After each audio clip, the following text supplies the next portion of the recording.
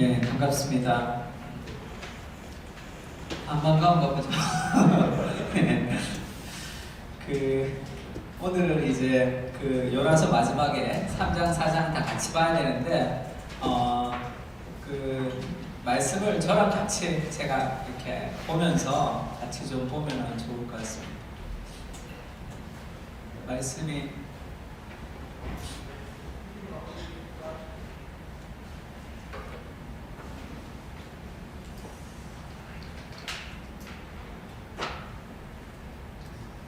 네, 3장이랑 4장을 좀 같이 볼 텐데, 제가 나눠준 주의 노트가 있습니다. 그거를 좀 수련회 끝나고 한번 보세요. 그러면 그 말씀을 이제 1장 1절부터 제가 4장 11절까지 한 절 한 절 다 해설해 놨습니다. 그래서 요나서가 이렇게 좀 아주 문학적으로 또 역사적으로 신학적으로 아주 정교하게 잘 짜여진 그런 성경이구나라는 걸 좀 이해하고, 그리고 또 제가 수련해 드린 말씀들도 같이 좀 이렇게 복습하듯이 보면서 좀 삶에서 서로 나누고 적용하고 그러면 좋을 것 같습니다.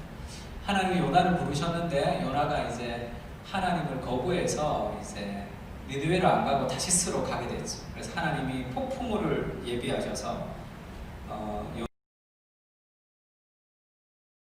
요나를 잠수함 셔틀 같이 지금 물고기 뱃속에서 요나를 데리고 다시스로 끌고 오신 거죠.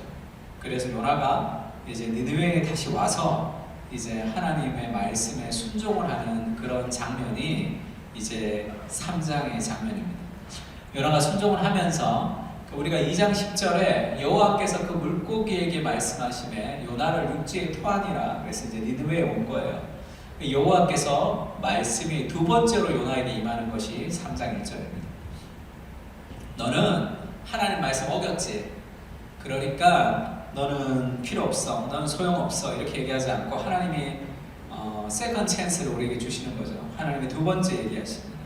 만약에 또 불순종하면 하나님이 세 번째, 또 불순종하면 하나님이 네 번째. 그래서 우리의 변화는 하나님의 열심을 통해서 삶이 변화돼요. 하나님의 사랑이 우리의 그런 욕심보다, 우리의 고집보다 더 크기 때문에 그 하나님의 그 사랑이 우리를 변화시켰다는 것을 좀 기억해야 돼요. 그렇지 않은 모든 변화는 다 잘못된 변화예요.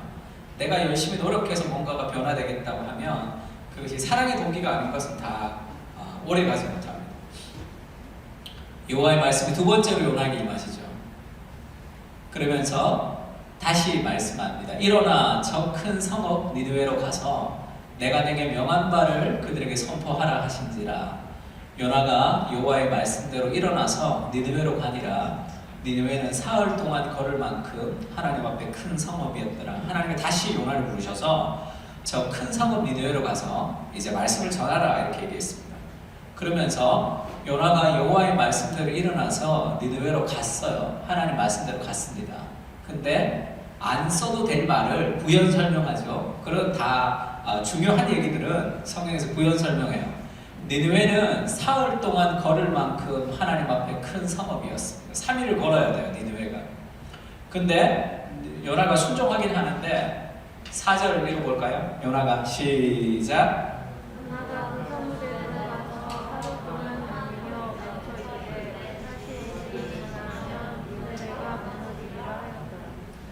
자, 아까 하나님이 그 말씀대로 니느웨를 가라 해서 전하라 그랬는데 니느웨가 며칠 동안 걷는 곳이었어요.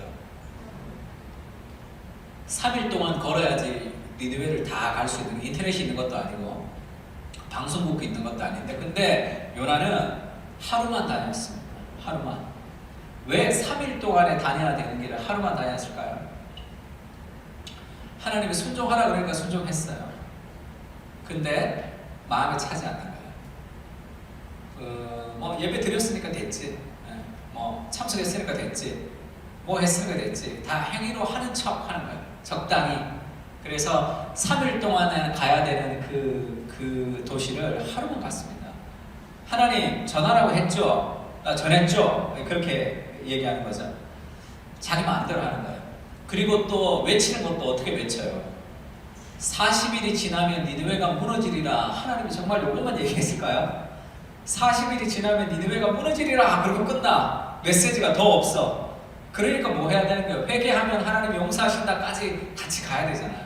근데 그러고 싶지가 않은 거예요. 그래서 하나님이 가라 그래서 갔어요. 3일 길인데 하루만 갔습니다. 하나님이 주신 이 풀 센텐스가 아니라 가운데 잘라놓는 거죠. 야, 40일 지나면 너네 멸망해. 그러면서 덜 얘기하고 그들이 멸망하기를 바라는 거죠. 그렇게 요나가 지금 불순종하는 모습을 좀 보여주고 있습니다.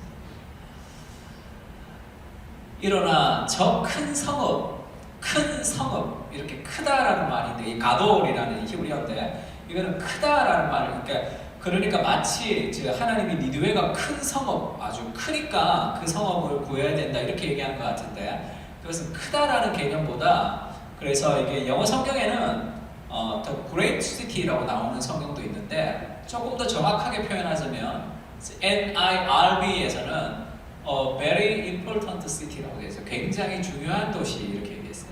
크기 때문에, 중요하기 때문에라는 의미보다 소중하다는 뜻이 있습니다. 그래서 일어나 저 큰 성읍 니느웨 하면 요나는 별로 좋아하지 않는 사람, 요나는 별로 좋아하지 않지만 하나님에게 너무 소중한 도시라는 의미가 있어요. 하나님에게 중요한 것이 나에게도 중요한 것인가? 이것은 신앙에서 굉장히 중요한 질문이죠. 우리가 지난주에도 얘기했지만 우리가 기도할 때 기도는 내가 원하는 것을 하나님이 이루어 주시는 게 아니에요. 그건 종교, 다른 종교도 마찬가지죠. 다른 종교의 기도도 그렇습니다. 저희 어머니가 이제 불교 열심히 다니셨는데 그러셨어요. 너는 이번에 시험에 잘 될 거야 늘 그러셨습니다. 왜냐하면 그 대구에 가면 갓바이라고 있어요. 갓바이라고 이렇게 저는 그래서 예전에 그 선교단체에서 그 부처가 갓을 쓰고 있는 것 같다. 그래서 갓바이라고 해요.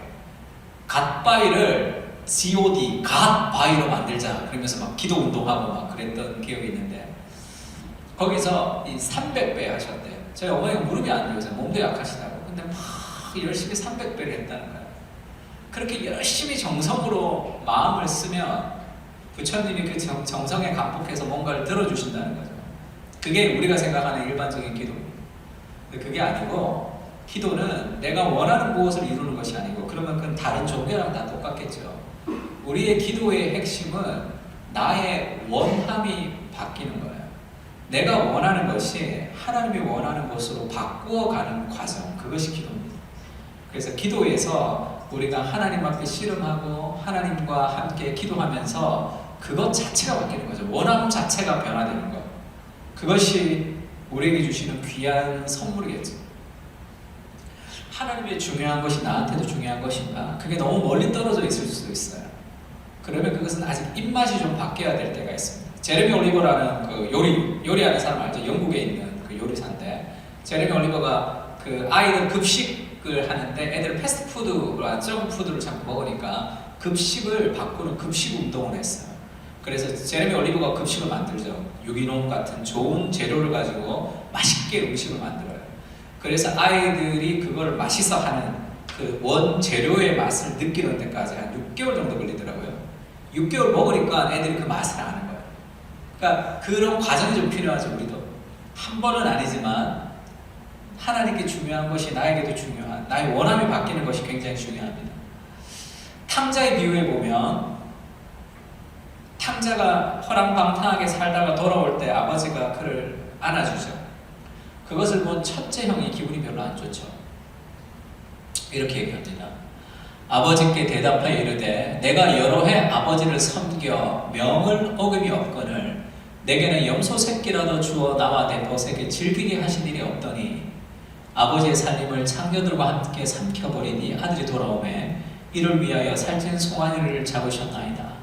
그러니까 그 첫째 형은 집에 있었지만 아버지 마음을 잘 몰랐어요. 내가 아버지를 섬겨서 어김이 없었다. 하나님의 말씀을 다 지켰어요. 열심히 봉사하고 열심히 내가 성경 읽고 열심히 예배드리고 다 했단 말이에요. 근데 왜 그걸 다 했죠? 이 사람이 그것을 통해서 뭔가를 얻고 싶었기 때문이죠. 내가 다 섬겼는데 아버지를 섬겼는데 왜 나한테는 이런 거 하나도 주지 않습니까? 라는 그런 삶의 불만. 정말 아버지가 원하는 게 뭐였을까요? 동생을 찾아가야 되겠죠. 지금 동생이 집을 나갔는데 그건 별로 상관하지 않아. 내가 원하는, 내가 다 섬겼어. 그러니까 내가 공로죠, 공로. 내가 봉사하고 내가 열심히 하고 내가 뭔가를 했으면 하나님이 나한테 뭔가를 주셔야 된다라는 그런 삶의 착각을 가지고 있습니다. 우리도 그런 경우가 많죠. 저도 그 교회를 개척하고 처음에 교회를 하다가 좀 힘드니까 그런 생각이 들더라고요.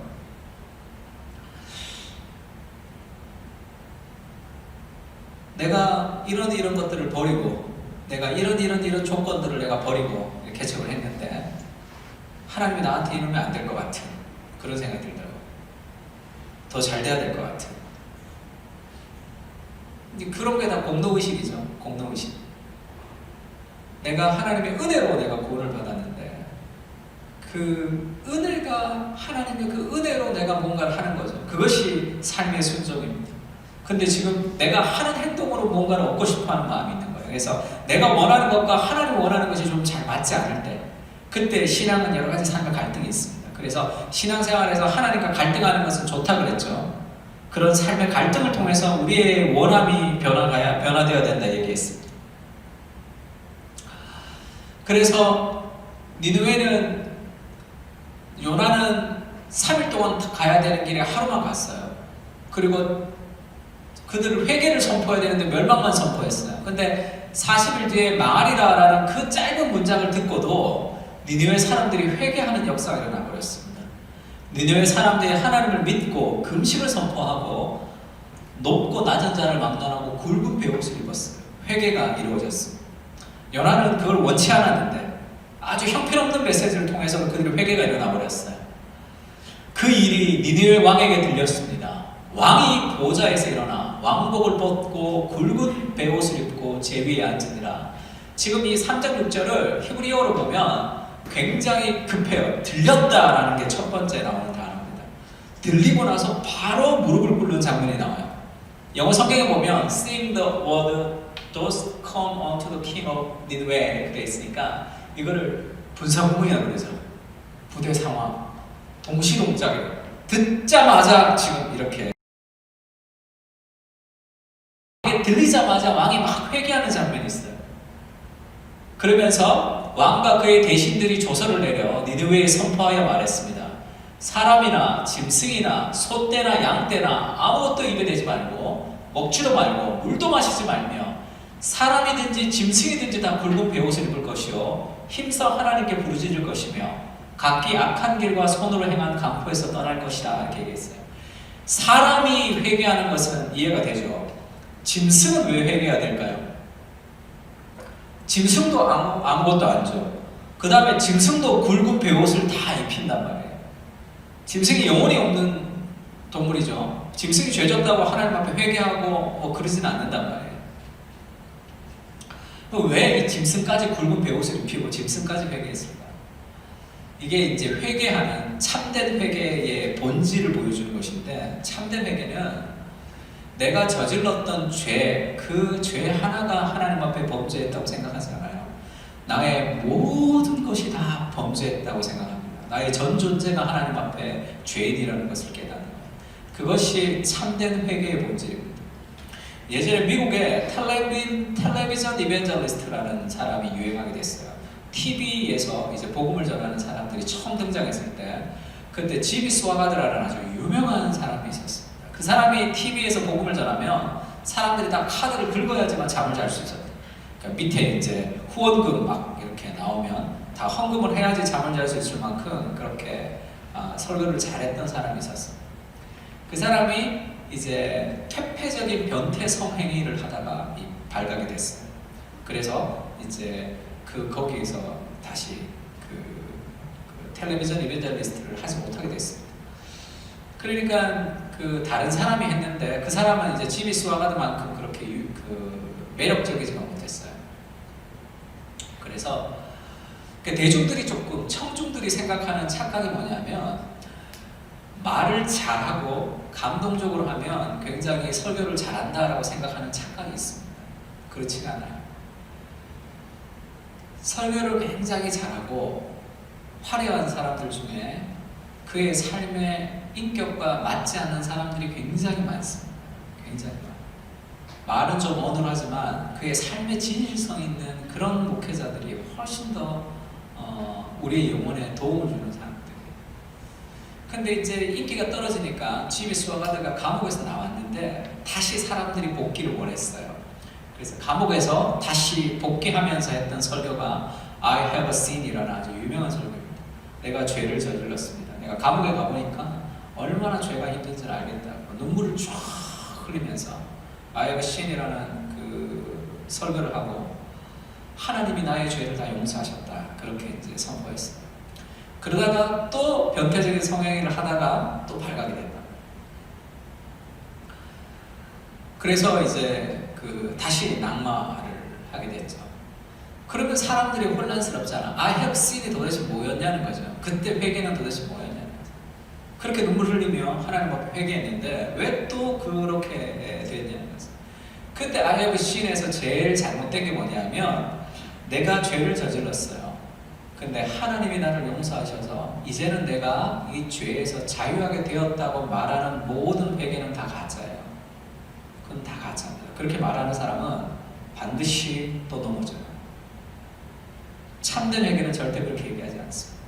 참된 회개는 지금 나의 모든 것이 타락했다라는 전적인 타락을 고백하는 거예요. 짐승들을 지금 죄를 입히는 것처럼. 이 시편 51편에 밧세바를 범하고 그리고 우리아를 죽이고 나서 하나님에게 회개하는 장면이 있습니다. 이때 다윗이 자기가 밧세바를 가늠하고 그리고 우리아를 죽였단 말이에요. 그러면서 그 죄가 이제 드러났어요. 다윗이 어떤 마음이었을까요? 내가 왜 그랬을까? 처음에 그 생각 들겠죠. 내가 왜 그랬을까? 내가 왜 그런 짓을 했을까? 그러면서 그런 행동을 하기 전으로 돌아가고 싶겠죠. 그런 행동을 하기 전에. 그래서 그 터닝 포인트, 다시 내가 돌이킬 수 있는 그런 지점을 원했을 거예요. 그래서 내가 그러지 말았더라면, 내가 그 일을 하지 않았더라면, 내가 그 실수를 하지 않았더라면, 그러면서 하나님 앞에 기도하다가 참된 회개를 만났는데 내가 밧세바를 범하고 우리아를 죽이기 전으로 돌아가면 나는 깨끗한 사람인가? 그렇지가 않단 말이에요. 그러면서 그가 자기가 돌아갈 수 있는 정말로 죄가 없는 깨끗한 상태로 내가 돌아갈 지점을 찾았는데 그 돌아갈 지점이 없는 거예요.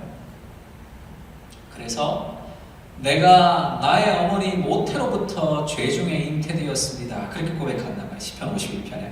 그것은 어머니의 뱃속에서 우리 엄마가 죄인인데 나를 잉태했다는 것이 아니라 내가 태어나면서부터 근본 죄인이라는 자기의 존재적 죄를 깨닫는 거예요. 그러니까 우리아를 죽이고 밧세바를 범한 것은 빙산의 일각이었다는 것을 안 거예요. 자기라는 이 존재적인 타락한 본성 속에서 일부가 드러난 것뿐이지 그것만 없다고 내가 깨끗한 사람이 되는 것은 아니다라는 것을 깨닫는 거예요. 그게 인간이 가지는 삶의 전적인 타락이죠. 내가 그것만 없으면 깨끗한 사람이 아니라 그 일만 돌이키면 되는 것이 아니라 나의 전적인 내 삶의 깊은 부패가 있다는 것을 깨닫습니다. 그래서 돌아갈 수 있는 길이 없는 거예요. 내가 나를 깨끗하게 할 수 있는 길이 없다고. 그래서 다윗이 하나님이여 내 안에 정한 마음을 창조하시고 나에게 새로운 마음을 허락해 주십시오. In me a clean heart라고 그러죠. created 할 때 그 창조하다는 뜻이에요. 하나님이여 내 속에 새로운 마음을 창조해 달라는 거죠. 왜? 나는 그걸 없앨 수가 없으니까. 나는 그런 존재. 그래서 우리가 회개할 때는 그 죄가 없어지면 나는 이제부터 깨끗한 사람이다. 그게 아니라 그 죄는 빙산의 일각에 나는 존재 자체부터 뿌리 깊이 죄인이라는 것을 깊이 인식하는 것. 그것이 참된 회개입니다. 그래서 회개는 우리를 겸손하게 해요. 겸손은 존재로부터 오는 거죠. 목사님, 저는 너무 교만한데 겸손하기 위해서 기도해 주세요 라고 하는 것은 다 교만해서 그래요. 겸손은 그런 생각도 안 들어요. 겸손은 존재 자체, 나의 존재인식, 내가 전적으로 타락한 존재라는 그 삶의 인식에서 겸손이 나오는 거예요. 그 인식에서 하나님이 나를 용서했기 때문에 다른 사람을 나보다 낮게 여기며 살아갈 수 있는 거죠. 그래서 인간의 타락됨에 대해서 깊이 인식하는 것, 그것이 회개의 출발이에요.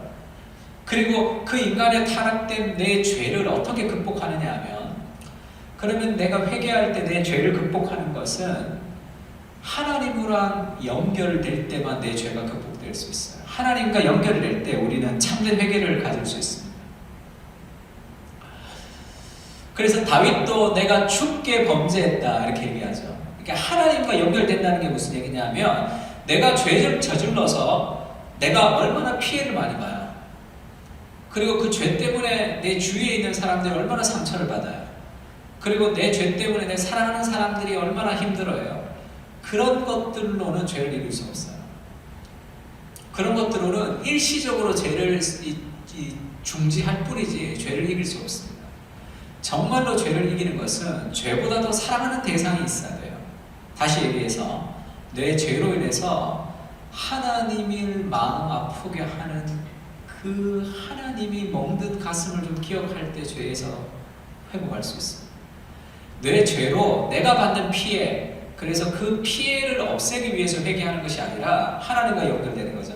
내 죄로 인해서 가슴 아파하시는 그 하나님의 마음을 아프게 하고 싶지 않을 때, 그때 우리가 죄에서 극복할 수 있는 거죠. 죄보다 더 사랑하는 대상이 있을 때. 다윗에게 나단이 와서 다윗의 죄를 지적할 때 이런 표현을 해요.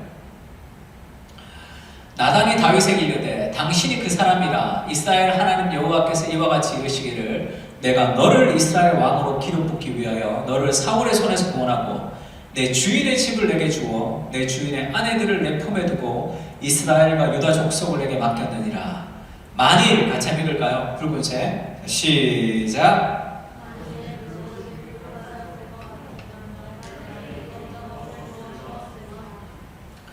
지금 내가 시골에서 양 키우던 너를 불러서 이스라엘 왕으로 만들었다는 거예요. 만일 이것이 부족했다면 내가 너에게 더 하여 주었을 것이다. 하나님이 다 주었다는 거죠. 그러한데 어찌하여 네가 여호와의 말씀을 업신여기고 나 보기에 악을 행하였느냐. 네가 칼로 햇사람 우리아를 치되 암몬 자손의 칼로 죽이고 그의 아내를 빼앗아 내 아내로 삼았도다. 다윗의 마음속에 가장 깊은 회개가 무엇이었을까요? 하나님에 대한, 하나님의 은혜에 대한 배신, 그것에 대한 마음 아픔이었겠죠. 하나님 그렇게 얘기합니다. 얘야, 내가 너를 시골에 양 키우던 너를 이스라엘의 주권자로 삼았는데 무엇이 부족해서 네가 그런 일을 했느냐. 만약에 그것이 부족했다면 내가 더해 주었을 것이라는 거죠. 부족하지 않는 그 하나님의 은혜, 그 하나님의 사랑을 배신한 거죠. 그것이 다윗의 마음에 얼마나 가슴 아픔으로 이 자리 잡았을까요? 베드로도 마찬가지죠. 예수님을 배신한 그 베드로가 끝없는 하나님의 사랑을 경험하면서 다시 회복하는 거죠. 그래서 베드로 전후서 한번 봐보세요. 배교의 시대에 배교하지 말라고 지금 이 베드로가 눈물로 호소하죠. 왜? 한번 배교했던 자기잖아. 그 자기를 용서하시고 사랑하시는 그 하나님의 마음, 하나님의 사랑이 우리를 변화시켜가는 거죠. 그래서 죄를 이기려면 하나님의 가슴 아픔을 좀 이해해야 돼요. 그것이 내 마음에 깊이 와야 돼요. 이 죄로 인해서 하나님이 굉장히 고통하고 아파하실 그 하나님의 마음의 아픔 때문에 우리가 죄를 극복하는 거죠. 켈빈이 기독교 강요에서 그렇게 얘기해요. 경건이라는 것은 하나님을 경외하는 것, 두려워하는 것과 하나님을 사랑하는 것의 균형이에요. 그렇게 경건한 그 사람은 지옥이 없을지라도 하나님의 말씀에 순종해요. 지옥이 없다는 것은 심판이 없다고 해도 하나님의 말씀에 순종하는 거죠. 왜냐하면 하나님의 마음을 아프게 하고 싶지 않기 때문이다. 이렇게 얘기했습니다.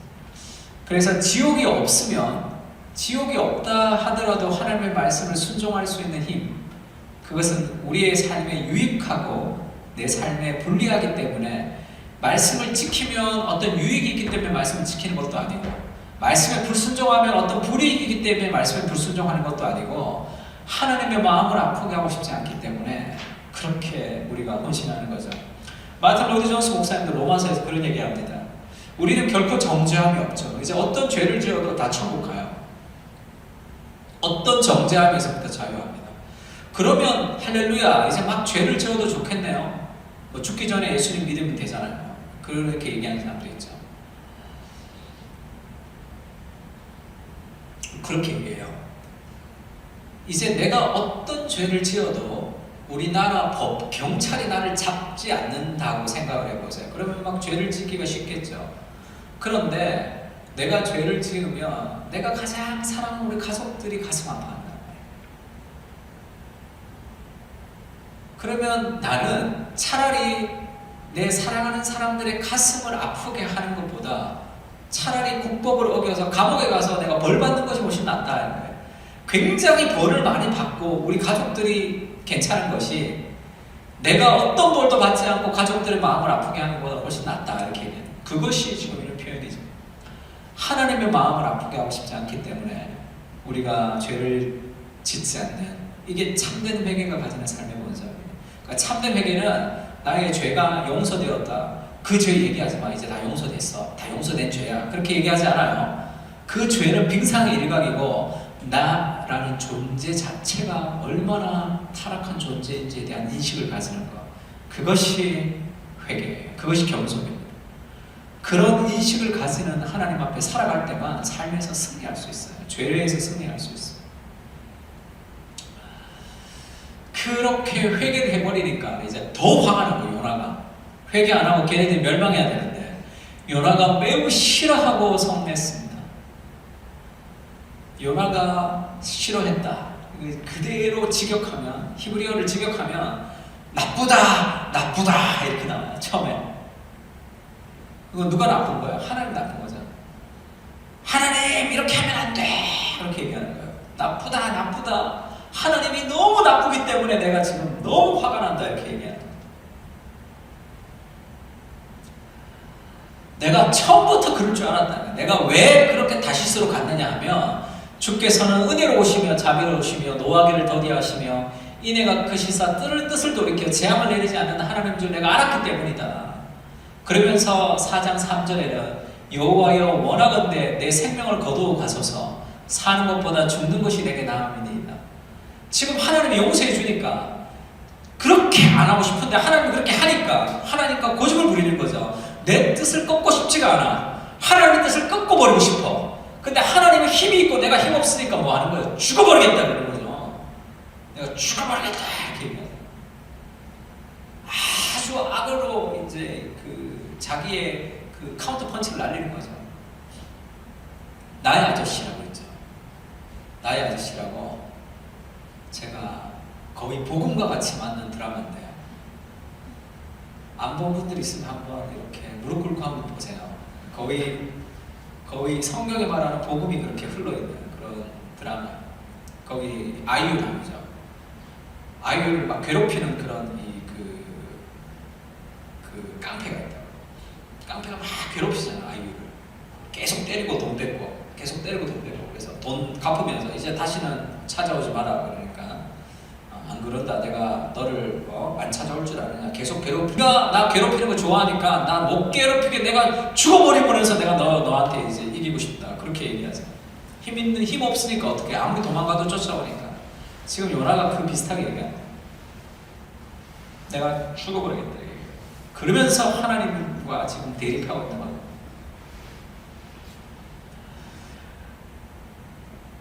여호와께서 말씀하십니다. 네가 성내는 것이 옳으냐? 네가 성내는 것이 옳으냐? 요나가 화를 내죠. 그러면서 요나가 성읍에서 나가서 성읍 동쪽에 앉아 거기서 자기를 위하여 초방을 짓고 성읍에 무슨 일이 있는가 보려고 그들에 앉았더라. 지금 4장 4절과 4장 5절이 조금 안 맞아요. 하나님이 지금 물었어. 네가 성내는 것이 옳으냐? 그러니까 대답이 없고 요나가 성읍으로 나가서 동쪽에 앉아서 자기를 위하여 초막을 짓고 어떻게 되는지를 본다, 이렇게 나와요.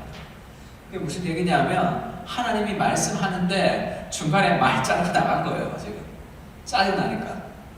어른이 말씀하시는데 사춘기 애들같이 그럼 확 나가버리잖아요. 그리고 지금 거기서 보는 거예요. 지금 심판해 지금. 그러면서 또 보는 거겠죠. 이것들 죄 짓나 안 짓나. 죄 지으면 또 얘기하려고. 죄 졌는데 뭐 용서했지. 지금 그러려고 지금 하나님 말 자르고 지금 가서 거기 앉아서 지금 이렇게 아주 분노하면서 보고 있습니다. 요나가 왜 분노했냐는 거죠. 왜 요나는 하나님 앞에 분노했을까요?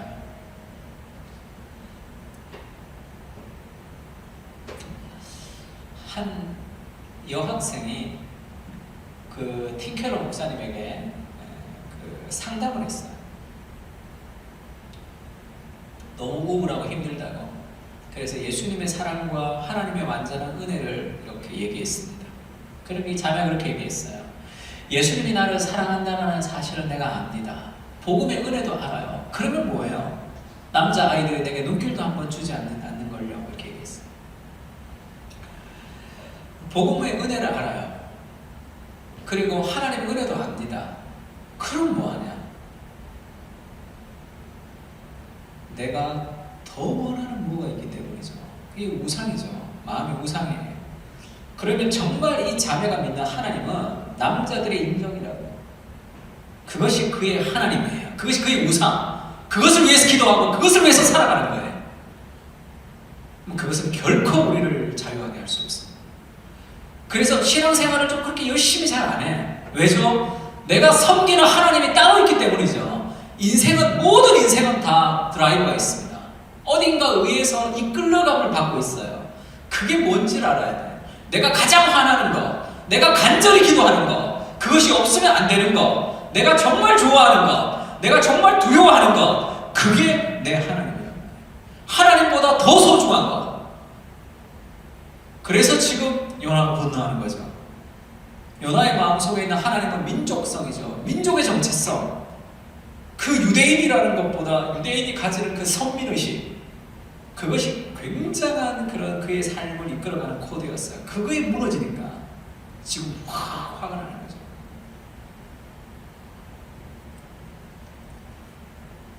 요나가 가지는 가장 뿌리 깊은 정체성이 그 복음이 아니었기 때문에 그래요. 복음은 그 위에 얹어져 있었어요. 가장 밑바닥에 깔려있는 그 삶의 우상이 있었던 거죠. 그게 뭔지는 그의 삶과 말의 은연중에 나오게 돼 있어요. 1장에 보면 폭풍이 칠 때 너가 누구냐? 제비를 뽑고 네가 누구냐라고 물어요. 선자들이. 그 선원들이 무리가 그에게 이르되 청하건대 이 재앙이 누구 때문에 우리에게 임하였는가 말하라. 너의 생업이 무엇이며 네가 어디에서 왔으며 네 나라가 어디며 어느 민족에 속하였느냐. 다급하게 4가지 질문을 연속으로 던지죠. 요나가 대답합니다. 나는 히브리 사람이요 바다와 육지를 지으신 하늘의 하나님 여호와를 경외하는 자로다. 그가 지금 2가지 답변을 하는데, 첫 번째는 나는 히브리 민족, 두 번째는 하늘의 하나님 여호와를 경외하는 자다. 그의 신앙과 그의 민족 2가지 얘기하죠. 그런데 뭐가 먼저 나오죠? 나는 히브리 사람이요. 그것이 그가 믿는 하나님보다 더 우선이 되는 삶의 정체성이죠. 당신이 누구입니까? 라고 얘기할 때 내가 직업으로 무언가를 이루는 것, 내가 성취하는 것, 내가 성공하는 것, 내가 뭘 이루는 것이 하나님보다 더 우선적인 사람들이 많죠. 그것이 나의 하나님이죠. 그것이 나의 정체성을 내가 거기에 두고 있기 때문에 그래요. 그러면 그것은 결국 우리를 좌절시킵니다. 그것은 결국 우리를 좌절시켜요. 내가 하나님보다 더 사랑하는 모든 것은 결국 나를 좌절시킵니다. 하나님보다 내가 그 여자아이와 연애하는 것, 저 남자와 결혼하는 것이 너무 소중해요. 그래서 신앙을 버리면서까지 결혼을 찾아가요. 그럼 그 결혼을 통해서 그 남자와 그 여자를 우리 하나님으로 믿는 거죠. 그러면 하나님이 주어야 될 것을 그 사람에게 찾습니다. 그러면 그걸 주지 못한다고. 내가 하나님에게 찾아야 될 것을 그 남자, 그 여자가 결혼 생활을 통해서 주지 못하죠. 신혼 때는 모르겠지만 시간이 지나면 그걸 못 준단 말이에요. 그러면 실망하죠. 그러면 가정이 무너져 내립니다. 왜냐하면 내가 하나님께 얻어야 될 것을 사람에게 찾기 때문에 늘 실망하게 돼 있어요. 결국 내가 하나님보다 더 사랑했던 그것에 노예가 되어서 결국 내 인생이 불행해지는 거죠. 하나님을 가장 사랑할 때 가지는 삶에 무엇이 있습니까? 하나님을 가장 사랑하게 되면 내 신랑과 내 신부가 나의 연애가 나에게 주지 못하는 그것을 내 삶의 모든 것이 하나님으로부터 온다는 것을 깨닫기 때문에 여기에 흔들리지가 않아요. 많이 흔들리지 않습니다. 연애할 때 한번 싸웠어요. 그러면 반드시 풀어야 되는 사람들 있죠. 그게 풀리지 않으면 내 일을 못해. 직장에서도 일을 못하고 교회에서도 예배도 잘 못 드리고 그 관계가 반드시 풀어야 되는 사람이 있으면 당장 헤어져야 돼요. 그렇게 자기가 해야 할 일들을 하지 못하면서 거기에 계속 감정적으로 엮이는 사람들은 그것이 삶의 우상이기 때문에 그렇습니다. 신뢰할 수가 없어요. 내가 해야 될 일들을 꾸준히 잘하는 사람들이 필요해요. 조금 힘들어도 내가 해야 될 내 일들을 꾸준히 해나가는 사람들이 필요합니다. 그래야지 건강하게 회복될 수 있어요. 그러니까 거기에다 포커스를 뒀기 때문에 그렇죠.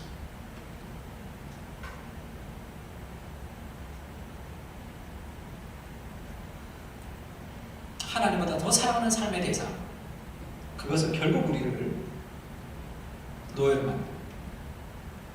그러니까 지금 하나님보다 더 먼저 나오는 게 히브리 사람이죠. 그것이 그의 정체성이었어요. 켈빈의 기독교 강요에 보면 하나님을 아는 지식과 인간을 아는 지식은 연결되어 있다 이렇게 했습니다. 인간이 자기를 알려면 하나님을 통해서 나를 알 수 있어요. 그래서 모든 관계는 하나님을 통해서 이 사람을 만나야 돼요. 근데 하나님과 떨어져 있으면 자기 자신을 잘 알지 못합니다. 그래서 이 켈빈이 창조주 하나님을 아는 지식, 구속주 하나님을 아는 지식이 있어야 된다 이렇게 얘기했어요. 하나님이 창조주면 인간은 피조물이죠. 예수님이 구속주면 인간은 죄인입니다. 이것이 인간의 가장 기본이 되는 두 가지 지식이에요. 나는 하나님이 아니에요. 나는 피조물입니다. 하나님의 말씀에 순종하며 살아가는 나는 피조물이라는 것을 인식해야 돼요. 내가 피조물이라는 인식이 하지 않고 내가 주인이 되는 거죠. 내 삶의 주인이 되어 내가 하나님이 되니까 내 마음대로 짜증내고 내 마음대로 분노하고 내 마음대로 살아가는 거죠. 운전을 하다가 내 마음대로 안 되면 화가 확 난단 말이에요. 왜 그렇죠? 그 순간에는 내가 하나님이 되는 거예요. 세상이 내 마음대로 돌아가야 되는데 내 마음에 들지 않기 때문에 내가 분노하는 거죠. 부부싸움 하거나 연애할 때 막 싸운단 말이에요. 모든 싸움에는 101가지의 이유가 있습니다. 근데 그 모든 이유를 한 가지로 줄이면 딱 한 가지 이유밖에 없어요. 내 마음에 들지 않기 때문에 그렇습니다. 내 마음에 들지 않기 때문에 싸우는 거죠. 생각해봐. 나도 내 마음에 들지 않는데 누가 내 마음에 들겠어? 그래서 거기에 기준을 두고 살면 삶은 늘 불안해요. 잣대가 흔들릴 수밖에 없습니다. 그러니까 나는 내 생각, 내 감정, 내 의지 이건 다 타락한 거예요. 그걸 신뢰하면 안 돼요. 그러니까 내가 하고 싶은 대로 그렇게 살아가면 그것이 노예의 삶이지 자유의 삶이 아니란 말이에요. 그러니까 내 감정의 노예가 되는 거죠. 그러니까 그 감정 어쩔 줄을 모르잖아. 화가 나면 화도 어쩔 줄 모르고 뭔가 좋아지면 그 좋아하는 걸 어쩔 줄을 모르고 그래 중독에 빠지는 거죠. 안 하고 싶은데 안 할 수 없는 감정의 노예가 되면서 살아가는 사람들이 가지는 삶의 결말이죠. 감정은 재조정돼요. 하나님 앞에 재조정될 필요가 있어요. 그리고 나는 죄인이라는 인식을 깊이 가져야 됩니다. 내가 죄인이라는 인식을 깊이 가질 때 우리는 삶에서 다양한 생각을 가질 수 있는데 자유함을 가질 수 있는데 복음이 무엇이냐 하면 복음은 좋은 충고가 아니라 좋은 소식입니다. 충고는 내가 뭘 해야 돼요. 소식은 그냥 듣고 믿으면 되는 거예요. 다시 얘기하면 내가 행동하는 무엇이 아니라 복음은 예수님이 나를 위해서 행하신 것을 내가 믿는 거예요. 그게 복음입니다. 내가 뭘 하는 게 아니에요. 신앙은 내가 뭘 하는 게 아니라 예수님이 나를 위해서 했던 것을 믿는 거예요. 그것을 누릴 때 자연스럽게 내가 뭔가를 하게 됩니다. 인간은 무지하기도 하지만 죄에 빠져 있어요. 그래서 예수님이 우리를 위해서 행동해 주셔서 우리를 구원해 주셨다. 인간이 죄인 되었다 얘기합니다. 인간은 대부분 사람들은 자기가 죄인이라고 인식 안 해요. 죄인이라고 생각 안 합니다. 그러니까 당신 죄인입니까? 물으면 죄인이라고 말은 하지. 그러나 남보다 낫다는 생각을 해요. 그래도 다른 사람보다는 좀 낫다라는 그런 생각을 가지고 살아갑니다. 많은 사람들은. 왜 그러냐면 내가 죄인 되었다. 내가 지금 태어났는데 내가 누군지를 모르잖아요. 우리가. 내가 태어났는데 내가 누군지를 모르기 때문에 내가 어느 정도 괜찮은 사람이 되어야 된단 말이에요. 그래서 내가 나는 이것도 잘하지, 이것도 잘하지, 남보다 이것도 잘하지, 이것도 잘하지라는 그런 걸 통해서 정체성을 형성해요. 태어나면서 내 정체성을 모르니까 세상에 주는 정체성을 가지고 내가 정체성을 만드는 거예요. 그래서 남보다 더 잘하면 내가 기쁘고 남보다 못하면 열등감을 누리는 그런 잘못된 자아 정체성을 가지고 우리가 살아가는 거죠. 그래서 많은 사람들은 내가 좀 괜찮은 사람이 되어야 되고 괜찮은 사람이어야 되기 때문에 뭔가를 계속 노력해서 괜찮은 사람이 되고 싶어요. 그런 노력이 있는데 누군가가 나는 이 정도 생각해요. 나를. 근데 나를 이 정도로 낮춰본단 말이야. 그러면 분노하죠. 자존심 상한단 말이야. 나는 나를 이 정도로 보는데 나를 이렇게 낮춰보니까 그것도 나보다 더 낮은 놈이. 그럼 분노하죠. 복음의 정체성은 두 가지를 통해서 알 수 있는데 내가 복음의 정체성인지 아닌지 알 수 있는 첫 번째는 다른 사람의 비판 앞에 자유로울 때 내가 복음의 정체성을 가지고 있는 거예요. 복음의 정체성을 가지고 있지 않으면 다른 사람의 비판 앞에 자존심 상합니다. 굉장히 분노해요. 왜죠? 내가 죄인이라고 생각을 안 하거든. 나는 좀 괜찮은 인간이라고 생각하니까 비판 앞에 폭발하는 거죠. 그리고 남들에게 뭔가 인정받기 위해서 노력합니다. 다른 사람보다 뭔가를 더 잘해보기 위해서 열심히 노력해요. 그게 내 안에 비어있는 정체성의 특징이죠. 잘못된 삶의 정체성입니다. 죄가 들어왔어요. 죄가 들어오기 전에는 아담과 하와가 뻘거벗었으나 부끄러워하지 않은 완전한 연합의 관계에 있었습니다. 그래서 뼈 중에 뼈요 살 중에 살이라 두 사람이 벌거벗었으나 부끄러워하지 않는 그런 관계에 있었어요. 죄가 들어왔죠. 죄가 들어왔을 때 죄가 탁 들어오면서 가지는 첫 번째 생각이 뭐냐면 그게 수치심이에요. 그리고 수치심과 동반되는 두려움입니다. 그래서 하나님과의 관계가 멀어지죠. 하나님이 무서워서 숨어버려요. 그러니까 어떻게 되냐면 다른 사람과의 관계가 부끄러워져서 자기가 벗은 줄 알고 무화과 나무 잎을 엮은 치마를 삼았다. 가린단 말이에요. 왜 가리죠? 내가 부끄럽거든요. 자기가 자기를 볼 때 부끄럽단 말이에요. 그래서 인간이 가지는 가장 깊은 뿌리 깊은 삶의 욕망은 죄의 뿌리는 수치심이에요. 왜 사람들이 폭력을 행사하는지 압니까? 수치심이 자극되면 폭력이 나오게 되어 있어요. 삶에서 강한 반응은 그 수치심이 자극될 때 나옵니다. 그래서 삶을 변화시키려면 그 수치심이라는 것에 대한 그런 이 깊은 뿌리 깊은 그런 생각이 필요한 거죠. 그래서 요즘에 수치심에 대해서 많은 이 기독교 작가들이 많이 글을 쓰는 이유가 뭐냐면 그것이 인간 안에 있는 가장 뿌리 깊은 삶의 욕망인 거죠. 그래서 자기가 볼 때 부끄러운 거예요. 그래서 가리죠. 학벌로, 그 다음에 돈으로, 외모로, 능력으로 뭔가를 자꾸 가린단 말이에요. 근데 자기는 알아. 자기가 얼마나 수치스러운지 본능적으로. 근데 그걸 막 가리고 살잖아. 근데 그것을 누군가가 탁 건드리면 내가 누굴 줄 알아! 이렇게 자기의 정체성을 자기 외부에 두죠. 자기의 정체성을 그걸로 둔단 말이야. 내가 이런 사람이야 라는 그게 내 정체성이 되는 거죠. 나의 직업이 정체성이 되거나 나의 돈이 정체성이 되거나 나의 외모가 나의 정체성이 되거나 그런 것들이 나의 정체성이 되기 때문에 정체성이 늘 흔들리는 거죠. 늘 분노하고 늘 폭발하고 늘 자존심 상하고 그것이 복음이 아닌 다른 것에 내 삶의 정체성을 두고 있기 때문에 그렇죠. 자꾸 그걸 가립니다. 그래서 열심히 해서 내가 뭔가 더 있어 보이고 싶어 하잖아. 그래서 내 안에 깊은 수치심이 있는데 이걸 가려놓고 지금 그러고 있는 거죠. 그러다가 부딪힌단 말이에요. 어느 날. 그때 왜 그렇게 분노하죠? 내 안에 있는 들키고 싶지 않은 그것이 들키는 거거든요. 내가 얼마나 더럽고 타락한 존재에 대한 인식이 없는 거예요. 그래서 참된 회개, 참된 신앙은 내가 죄인됨이라는 것에 대한 인식부터 시작합니다. 그게 없기 때문에 내가 뭔가 잘난 사람이라고 생각해요. 다른 사람보다 좀 낫다고 생각한다고.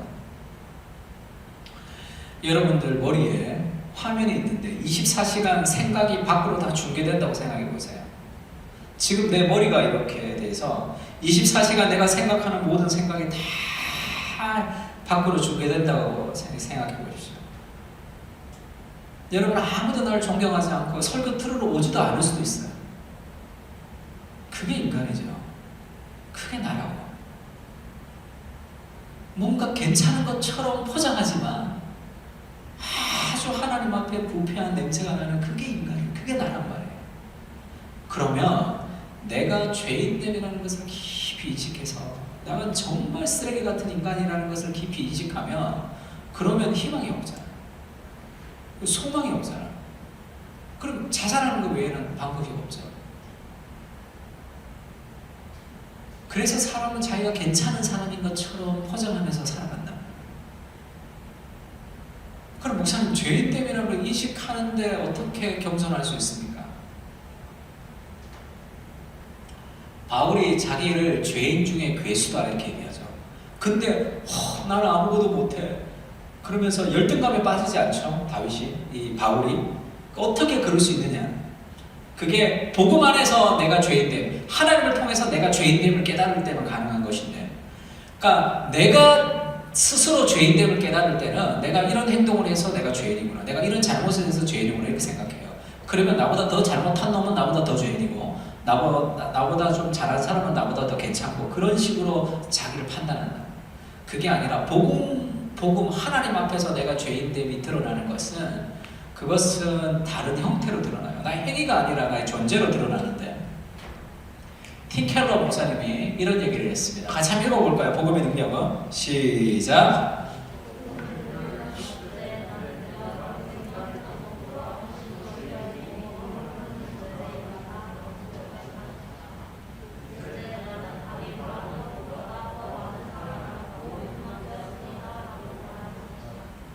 이걸 잘 기억해야 돼요. 저는 이 문장이 제 인생을 완전히 바꿨습니다. 복음은 내가 생각했던 것보다 더 큰 죄인이라는 것을 깨닫게 해요. 그러나 동시에 내가 바랐던 것보다 더 많이 사랑받고 용납되었다는 것을 깨닫게 합니다. 이게 동시에 나오는 거예요. 내가 죄인됨을 깊이 깨달으면서 이제 하나님의 사랑을 받는 게 아니라 이 두 가지 정체성이 동시에 나오는 거예요. 이것이 어디에서 명확하냐면 그리스도의 십자가죠. 그리스도의 십자가에서 예수님이 저렇게 고통 가운데 십자가에서 죽으시는 걸 보면서 내 죄가 얼마나 크길래, 내가 정말로 죄가 크기 때문에 내 죄를 대신해서 하나님의 저주를 받아서 예수님이 십자가에 죽으시죠. 그와 동시에 얼마나 나를 사랑했으면 저 큰 고통을 다 감당하실까가 동시에 나오는 거죠. 지금 내가 죄인됨을 깨닫고 내가 순종을 했기 때문에 나를 사랑하는 게 아니죠. 내 죄가 얼마나 큰가와 동시에 복음은 내가 얼마나 사랑받는 존재인가가 동시에 나오는 이중적인 정체성을 가진단 말이에요. 둘 중에 하나만 있으면 이상한 정체성이 돼요. 나는 하나님의 사랑받는 하나님의 딸이야. 그럼 교만해져요. 그는 요나처럼 나만 사랑받고 너는 사랑받지 않고 이렇게 돼요. 그 다음에 나는 죄인이라는 인식만 있으면 늘 위축되고 늘 우울합니다. 신앙이. 나는 죄인인데 하나님의 사랑으로 사랑받는 존재예요. 그래서 나는 나를 돌아보아서 죄인이기 때문에 나를 향한 비난과 나를 향한 욕은 뭐 당연해. 나는 죄인이기 때문에 기대할 게 없으니까. 그래도 나는 그것이 힘들지 않아요. 왜죠?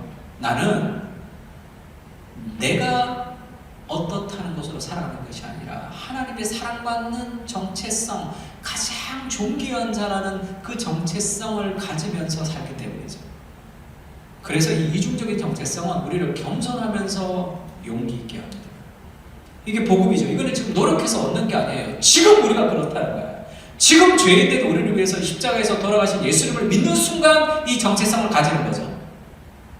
그래서 복음은 우리를 겸손하면서도 담대한 사람이 되게 합니다. 이거는 완전히 다른 거예요. 이것은 극과 극이에요. 이런 성격은 있을 수 없는 성격이에요. 우리가 흔히 생각할 때, 아, 저 사람 참 착해, 저 사람 참 온유해 할 때 그 사람이 온유한 성격을 가진 것은 성경에서 말하는 사랑과 희락과 화평과 온유와 자비와 양성을 할 때 그 온유하고는 달라요. 그때 온유를 우리가 무슨 열매라 그래요? 성령의 열매라고 그러죠.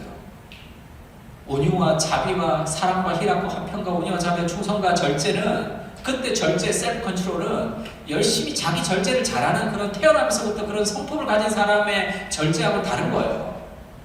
그냥 태어나면서 가진 온유와 다른 거라고. 태어나면서 온유한 사람은 싸워야 될 때 싸우지 못합니다. 쉽게 얘기하면 말을 많이 하는 사람은 말로 실수를 저지르고 죄를 저지를 확률이 많죠. 그래서 과묵한 사람은 정말 해야 될 때 할 말 하지 않으므로 죄를 저지를 때가 있단 말이에요. 그래서 태어나면서 가지는 성격은 다 한쪽 면만 가질 뿐이에요. 태어나면서 가지는 온유는. 그러니까 태어나면서 온유한 사람은 정말 싸워야 될 때 싸워야 되는데 못 싸운단 말이에요. 용기가 없는 거죠. 그건 다 한쪽 면만 가지고 있을 뿐이에요. 그러나 복음의 정체성은 그 두 가지가 같이 옵니다. 겸손하지만 담대해져요. 왜 겸손하죠? 나는 죄인이라. 나는 죄인이기 때문에 나한테 아무런 기대할 게 없기 때문에 겸손하죠. 왜 담대하죠? 하나님이 함께 하시면 모든 것을 다 할 수 있기 때문에 담대합니다. 그래서 이 사람은 어떤 좌절 앞에서도 넘어지지 않죠. 왜? 나는 죄인이에요. 나는 아무것도 내한테 기대할 게 없기 때문에 그렇게 실망하거나 좌절하지 않아요. 왜 실망하죠? 나를 이 정도라고 생각하는데 내가 그렇게 미치지 못하기 때문에 사람들이 좌절하고 우울하고 실망한단 말이에요. 그래서 때리면서 그러면서 자기를 막 하려고 열심히 노력하잖아. 그럼 늘 좌절해요. 내가 좌절할 때도 나는 원래 그런 사람이에요. 나는 원래 내 안에 기대할 게 없어. 그럼에도 그 좌절에서 우리가 극복할 수 있는 것은 하나님이 하나님의 사랑받는 존재이기 때문에 내가 그것을 행할 수 있기. 그러면 그런 사람은 뭔가 잘 되어도 교만하지 않습니다. 왜죠? 나는 죄인인 내가 하는 것이 아니라 하나님의 사랑으로 그것을 했기 때문에 완전한 자유한 정체성이 되는 거죠. 제가 우리 송준호 목사님 처음 만났을 때 그 신학교에 다녔고 제가 동아리를 맡아서 그때 할 때였는데, 그래서 그 목사님 그때는 그 청년이었어요. 청년. 목동 지구촌교회 청년이었는데 청년부 수련회를 이제 오라 그래서 그때 제가 목동 지구촌교회 청년부 수련회를 그때 한 적이 있어요. 한 몇 년 전인지 모르겠는데 한 2015년도 14년도 정도 되는 것 같은데요. 첫날 가서 그 룻기 설교를 했습니다. 룻기 설교를 하고 이제 찬양을 하는데 은혜 아니면 살아갈 수가 없네, 그 찬양을 딱 하더라고요. 근데 제 설교의 내용하고 너무 잘 맞았어요. 은혜. 얼마나 어려운지 몰라요. 그리고 그 다음날 또 수련회를 인도하러 제가 집에서 차를 타고 가는데 그 찬양을 불렀죠. 처음부터.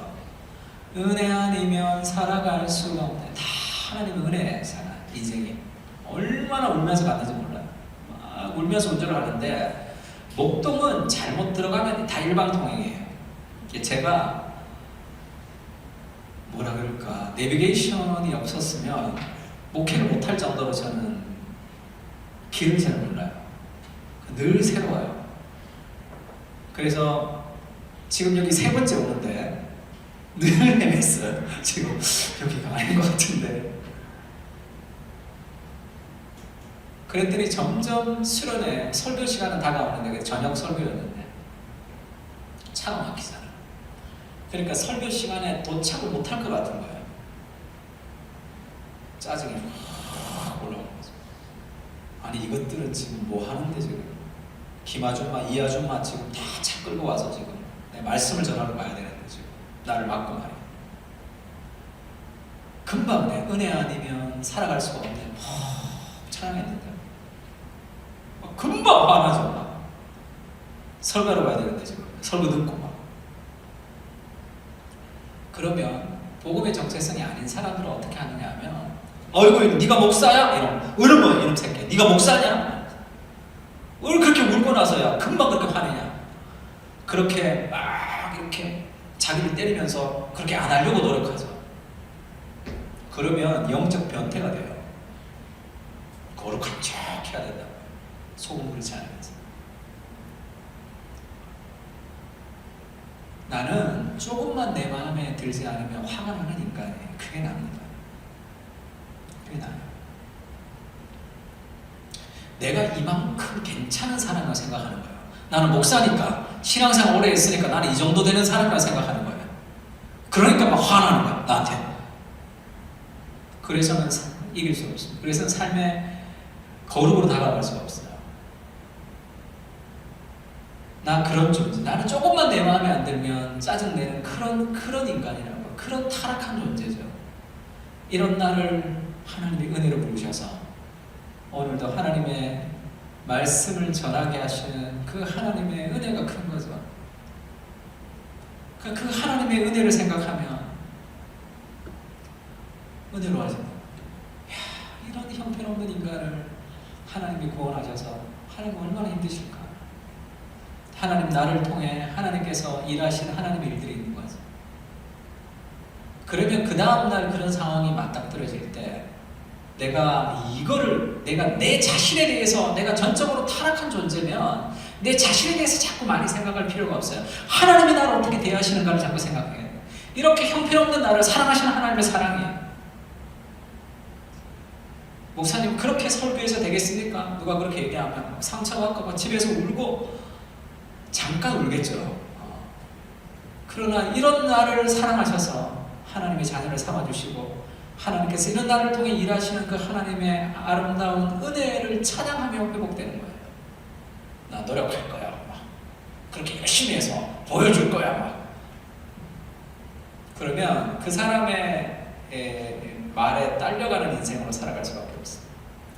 그러니까 복음의 정체성이라는 것은 이중적. 나는 죄인이에요.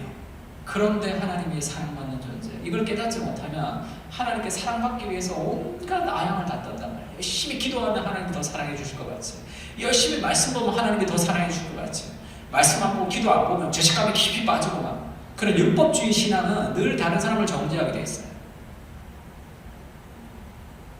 제가 원래 그랬거든요. 선교단체 리더한테 배웠기 때문에 저는 거의 율법주의 그 제자 훈련에 율법주의 같은 제자 훈련을 받았기 때문에 제 옛날에 별명이 쌍칼이었어요. 쌍칼.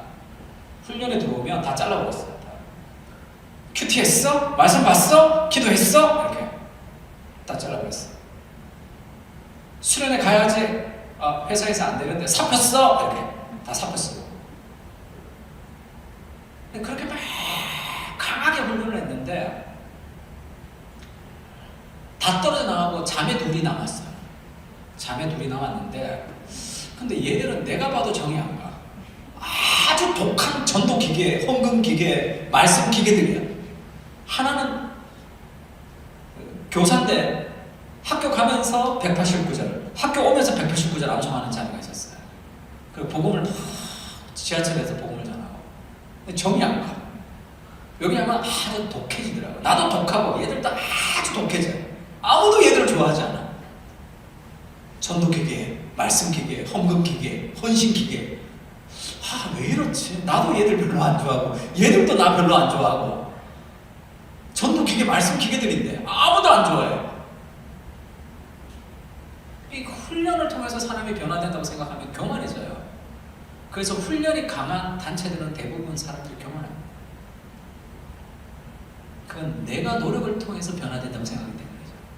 정말 그렇죠. 인간이 어떤 노력도 인간의 무엇을 개선시킬 수 없어요. 하나님의 은혜. 그래서 내가 아무것도 하지 않았지만 지금도 사랑받고 있다는 그 완전한 안정감이 우리를 출발시킨단 말이에요.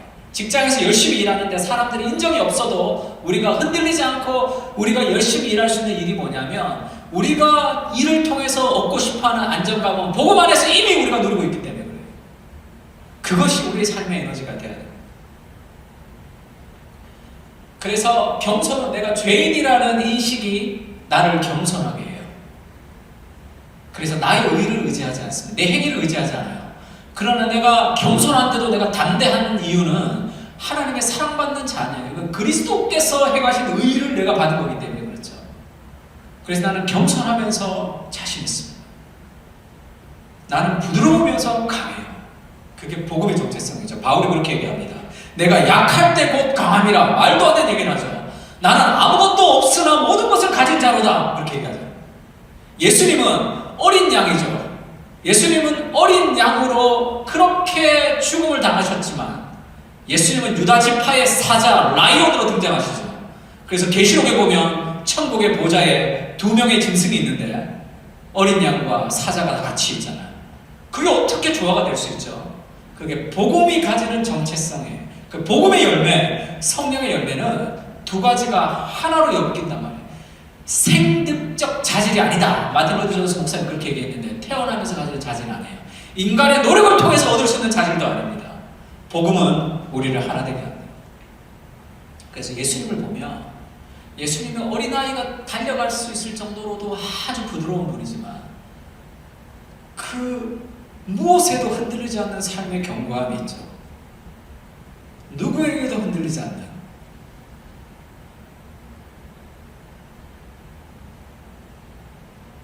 그래서 예수님이 가장 그런 완전한 균형 있는 분으로 등장하죠. 그래서 우리도 그런 균형이 잡히면 예수님을 닮아가는 거예요. 마리아와 마르다가 나사로가 죽었을 때 울어요, 같이. 마르다가 옵니다. 마르다가 왔을 때 당신이 예수님이 계셨으면 우리 오라비가 죽지 않았을 것입니다. 이렇게 질문해요. 그러니까 나는 부활이요 생명이니 나를 믿는 자는 죽어도 살겠구나고 설명을 막 해주세요. 근데 마리아가 와서 똑같이 질문합니다. 예수님이 계셨으면 우리 오라비가 죽지 않았을 것입니까? 예수님이 그냥 같이 울어요. 똑같은 질문인데 왜 예수님은 다 다르게 하죠? 예수님이 그 사람의 상황에 맞춰서 가장 적절한 해답을 제시해 줄 수 있는 분이죠. 왜냐하면 극과 그 모든 것이 통합된 인간이기 때문에 그렇습니다. 그래서 하나의 자기 갖고 있는 하나의 답을 제시하는 것이 아니라 그 사람에게 가장 적절한 해답을 주시는 거죠. 설명하고 해답을 주시기도 하고 함께 울어주시기도 하고 그리고 그 십자가를 지는 그런 강한 그런 이 인내를 보여주시기도 하고 그게 그리스도죠. 완전한 균형. 그게 복음이 우리에게 주는 거예요. 지금 여러분이 노력해서 이런 사람이 되십시오 그렇게 얘기하는 게 아니에요. 복음은 이미 우리를 그 정체성을 가지고 시작하게 한단 말이에요. 다른 사람이 이 24시간 우리가 화면에서 나오는 걸 보면 나를 싫어하겠죠. 하나님은 다 아십니다. 내가 어떤 존재인지, 내가 얼마나 형편없는 죄인인지를 다 아시는 그분이 나를 끝없이 사랑하시니까 얼마나 자유해요. 하나님 앞에 무릎을 꿇으면 완전한 자유가 있는 거죠. 그 누구도 나를 다 알 수 없잖아요. 나도 나를 다 알 수 없는데 하나님은 이런 나를 죄인의 모습을 그대로 받아주시는 사랑이 있기 때문에 완전한 자유를 그곳에서 경험할 수 있는 거죠. 그래서 하나님 앞에서는 안식을 누릴 수 있는 거죠. 그 세상 무엇도 그 어디에도 느낄 수 없었던 삶의 안식을 거기서 누릴 수 있습니다. 아무것도 내가 꾸미지 않아도 되잖아요. 완전한 죄인인 상태에 그대로 나를 사랑해 주시는 분이 있기 때문에 그래서 우리가 복음 안에서 새롭게 출발할 수 있는 거죠. 팀 켈러가 쓴 책 중에 복음 안에서 발견한 참된 자유라는 책이 있습니다. 원제가 The Freedom of Self-Forgetfulness예요. 자기를 망각하는 자유, 자기 망각.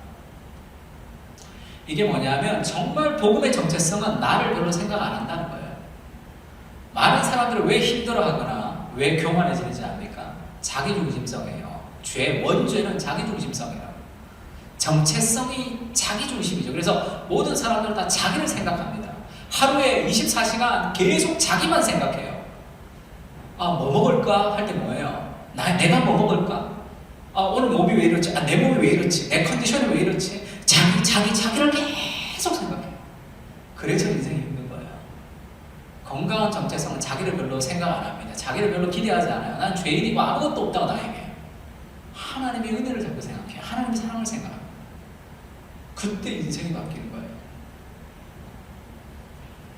진정으로 겸손한 사람을 만났을 때 이들에게서 공통적으로 발견되는 점은 스스로 겸손한 사람이라는 생각하다는 인상을 전혀 받지 못한다는 것이라고 말합니다. 그렇다고 이들은 자신이 아무것도 아니라고 말하는 것도 아닙니다. 사실 지나치게 자신에게 몰두해 있는 사람들은 계속 그렇게 말합니다. 정말 겸손한 사람을 만나면 내가 겸손하다라는 생각도 안 해요. 그 사람은. 근데 자기가 그렇다고 자기는 아무것도 아니라고도 얘기 안 해요. 자기를 잊어버리는 거예요. 그냥 자기를 망각해요. 자기를 덜 생각하는 게 그게 건강한 정체성이에요. 근데 자꾸 자기를 아니라고 얘기하는 사람도 자기에게 집중하기 때문이죠. 제가 예전에 설교를 들으러 가서 어느 목사님 설교를 듣고 은혜를 받았어요. 그래서 목사님 오늘 설교 은혜를 많이 받았습니다. 그랬더니 목사님이 아닙니다 이렇게 얘기하더라고요. 내가 은혜를 받았는데 왜 지가 아니라고 그러죠? 내가 은혜를 받았다는데 내가 거짓말하는 거예요. 목사님 은혜를 받았습니다. 그러면 그거를 내가 은혜를 끼친 것이다라고 생각하지 않고 나는 연약하지만 나는 죄인이지만 이런 형편없는 나를 통해 하나님이 나를 통해서 오늘 일하셨다고 생각하면 네 감사합니다 그러면서 하나님께 감사하면 되죠. 근데 그거를 내가 은혜를 끼쳤다고 생각하기 때문이죠. 오늘 나 설교 좀 잘했어 생각했겠죠. 그게 나로부터 나온 것이라고 생각했을 수도 있겠죠. 아닙니다 그러더라고요. 내가 은혜를 받았는데 왜 굳이 아니라고 그러죠? 그걸 아니라고 하는 것이 더 겸손한 것이라 생각하는 거죠. 그냥 감사합니다 해도 되잖아. 은혜를 받았다네 감사합니다 하면 되잖아. 뭐 그걸 굳이 아닙니다 은혜를 받으면 안 됩니다 그렇게 얘기하는 거예요. 그것이 훨씬 더 자기에게 집중한 사람들이 가지는 특징이죠. 우리도 대부분 그렇죠. 정말 겸손은 자기를 덜 생각하는 거예요. 그래서 정말 복음의 정체성은 자기 자아를 네 번째 발가락처럼 생각하는 거예요. 우리가 걸어갈 때 네 번째 발가락 잘했구나 이렇게 아무 생각 안 하죠. 그냥 아무 의식 없이 살아가는 거예요. 근데 네 번째 발가락을 의식한다는 것은 상처났기 때문이에요. 이거 뭐지 이렇게. 그래서 자아가 상처난 사람들은 자꾸 자기를 생각해요. 그래서 우울하거나 교만하거나 둘 중에 하나입니다. 그래서 조금만 하면 폭발해요. 조금만 누가 비판하면 폭발한다. 거기에 정체성을 두고 있기 때문에 난 죄인이에요. 난 전적으로 타락한 존재라고. 수많은 비난은 그건 다 받아봤다네요. 그러나 내 인생 가운데 이루어지는 더 많은 아름다운 일들은 하나님의 은혜의 덕분이에요. 힘들지만 그것이 무너지지 않는다는 말이에요. 빨리 기쁨을 회복할 수 있죠. 자기를 덜 생각해. 왜? 나는 아무것도 기대할 게 없으니까. 오직 하나님이 사랑받는 나, 그것이 감사할 뿐이죠.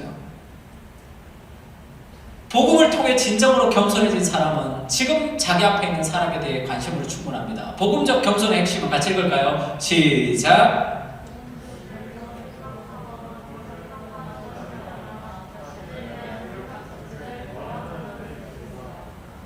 복음적 겸손의 핵심은 자신을 더 생각하거나 자신을 덜 생각하는 것이 아니라 자신에 대해서 생각 자체를 덜 하는 거예요.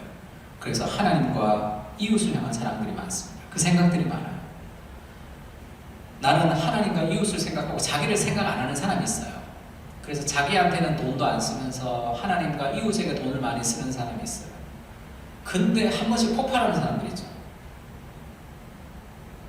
지금 내가 나한테도 이것도 안 쓰고 막 이것도 해주고 저것도 해주고 다 하는데 지금 말이야 이러면서 그거는 그런 행위를 통해서 내가 인정받고 싶기 때문에 그런 거예요.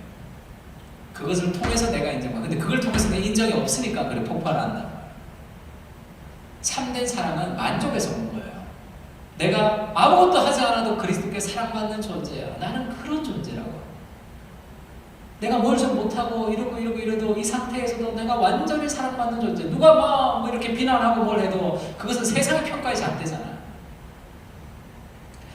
그렇게 하나님께 사랑받는 안정감과 만족으로 흘러가는 사람, 그것은 뭔가 피드백이 없어도 지치지 않습니다. 바울은 그렇게 얘기하죠. 너희에게나 다른 사람에게나 판단받는 것이 내게는 매우 작은 일이다. 대부분 사람들이 그렇게 얘기해요. 요즘 나오는 미워하지 않는 용기, 그런 책들 보면 아들러 심리학에 대한 책, 자존감 수업, 다양한 책들이, 그런 심리학 책들이 자아개발 책 우리에게 도움을 주기도 합니다. 어떤 기술적인 방식은 도움을 주기도 하지만 그 근본 정신은 우리가 받아들여서는 안 돼요. 그건 내가 생각을 전환하면 내가 내 삶을 바꿀 수 있다는 생각을 갖고 있기 때문에 그렇습니다. 그렇진 않아요. 그건 다 한쪽에 불과합니다. 그래서 그렇게 얘기하죠. 야, 딴 사람이 너한테 얘기하는 거 신경 쓰지 마. 네 마음에 들면 네 생각대로 나가. 네가 편하면 돼. 네가 네 마음에 들면 돼. 그래서 다른 사람 생각 신경 쓰지 말고 네 뜻대로 해나가. 이런 조언을 들을 때가 많아요. 그것은 다른 사람의 조언을 듣고 내가 실망하는 것들을 교만으로 극복하라는 뜻이에요. 내가 내 마음에 들지 않을 때가 훨씬 더 많아요. 야, 딴 사람 신경 쓰지 마. 네가 떳떳하면 돼. 내가 떳떳하지 못한데. 내가 원하는 대로 하지 못하는 것이 죄인이죠. 죄의 특징은 자기에게 속박, 하나님과의 멀어짐을 통해 자기 자신에게도 속박됐단 말이에요. 내가 원하는 대로 내가 됐으면 내가 지금 이 모습으로 여기 서 있지 않겠죠. 더 날씬해졌겠지. 늘 날씬해지고 싶은데 안 되잖아. 내가 원하는 대로 내가 할 수 없어요. 내 생각대로, 내 생각한 만큼 내가 할 수 없는 존재예요. 내가 할 수 있다고 생각하기 때문에 그런 생각을 하는 거죠. 그래서 바울이 다른 사람에게나 너희에게나 판단받는 것, 다른 사람이 나한테 말하는 것은 그렇게 중요하지 않다. 그 다음에 굉장히 중요한 얘기를 하죠. 나도 나를 판단하지 아니하노니. 내가 나를 판단하지 않는 거죠. 왜 자꾸 실망하죠? 왜 낙심하죠? 왜 우울해집니까? 내가 나를 판단하기 때문에 그래요. 아휴, 멍청한 놈아, 왜 그걸 못하냐? 내가 나를 판단하기 때문에 삶이 힘든 거예요. 왜 교만하죠? 내가 나를 판단하기 때문에 그래요. 내가 나를 판단하는 것을 믿지 말라는 거죠. 하나님이 나를 판단하시는 그것이 진리라는 거예요. 다른 사람이 나에게 판단하는 것, 그것도 진리가 아니에요. 내가 나를 판단하는 것으로부터 자유할 때 삶에서 복음이 주는 자유를 가질 수 있어요. 왜 내가 나를 판단하죠? 내가 어느 정도 잘났기 때문에 그렇습니다. 죄인됨이라는 의식이 없기 때문에 그래요. 아사다마오 김연아가 있는데 제가 아사다마오와 김연아를 각색을 좀 해볼게요. 아사다마오가 트리플 엑셀을 3번 했어. 1등이었어, 1등. 근데 그 다음이 김연아야. 김연아가 훨씬 더 아름다운 그 퍼포먼스를 하고 있단 말이에요. 그러면 복음의 정체성이 아닌 사람은 싫어요, 그게. 왜냐하면 저 사람이 실수해서 내가 1등 해야지 되거든요. 그게 복음의 정체성이 아닌 사람들의 특징. 일반적인 사람들. 복음의 정체성을 가진 사람은 그 김연아가 그 퍼포먼스를 하면서 연기를 하면서 하는 그 아름다움은 하나님의 아름다움의 반영이죠. 세상에 있는 모든 아름다움은 하나님의 아름다움을 반영하는 거죠. 그러면 자기 자신을 덜 생각하면 그 사람의 그 아름다움 그 자체를 가지고 와, 정말 잘한다 해줄 수 있단 말이에요. 그것 자체에 감탄하고 그것 자체의 아름다움을 경탄하죠. 그거는 하나님의 아름다움을 찬양하는 거죠. 세상에 있는 모든 아름다움은 하나님의 아름다움이니까.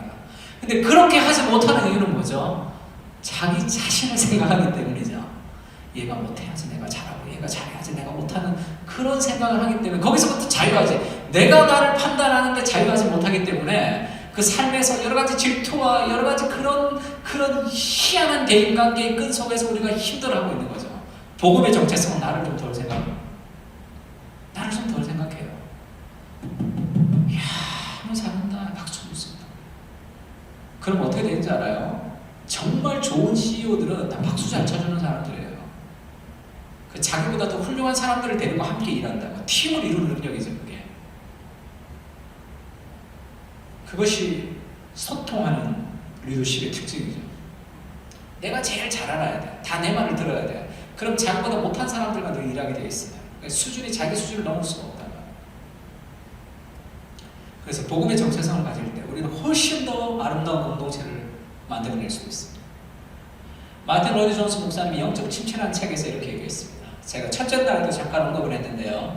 내 영혼아, 네가 어찌하여 낙심하며 어찌하여 불안하는가? 너는 하나님께 소망을 두라. 나는 그가 나타나 도우심으로 말미암아 내 하나님을 찬송하리로다. 이렇게 얘기했어요. 왜 낙심하며 불안해하는가? 지금 낙심하고 불안해하고 있는 상태죠. 근데 네가 왜 낙심하느냐? 하나님을 오히려 바라라. 이렇게 이제 시편에서 말씀합니다. 이거를 이렇게 해석을 하셨어요. 이런 영적 침체 가운데 있을 때 우리는 시편 기자처럼 자기를 다루는 법을 배워야 합니다. 시편 기자는 맥없이 감정이 가는 대로 들어누워서 자신을 불쌍하게 여기는데 만족하지 않았습니다. 그래서 믿음으로 살지 않는 사람들은 낙심하고 힘들면 그 감정에 따라 자기를 맡겨버리죠.